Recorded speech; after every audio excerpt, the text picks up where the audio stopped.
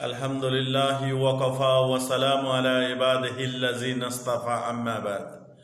সম্মানিত প্রিয় বন্ধুগণ, আল্লাহ তাআলা বলেন, ওয়াল আসরি ইন্নাল ইনসানা লাফি খুসর ইল্লাল্লাযিনা আমানু ওয়া আমিলুস সলিহাতি ওয়া তাওয়াসাউ বিল হাক্কি ওয়া তাওয়াসাউ বিস সাবর।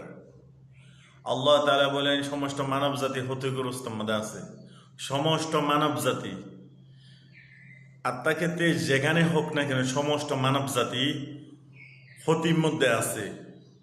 ইল্লাল্লাযিনা আমানু, যারা আল্লাহর উপরে ঈমান আনছে তারা ব্যতীত। আর যারা আল্লাহর উপরে ঈমান আনছে, আমলে সালিহা করে, আর সত্যর সাথে আছে, হকের সাথে আছে, আল্লাহ তাআলাকে সন্তুষ্টি করতে গিয়ে অনেক কষ্ট পায়,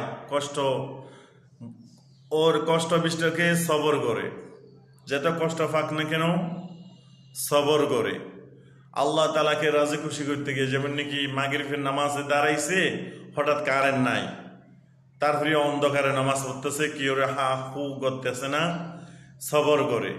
ওয়া তাওয়াসাউ বিল হাক্কি ওয়া তাওয়াসাউ বিস সাবর, যারা সত্যর সাথে আছে, হকের সাথে আছে এবং আর সবর করে, তারা ব্যতীত আর সমস্ত মানব জাতি ক্ষতিগ্রস্ত মধ্যে আছে।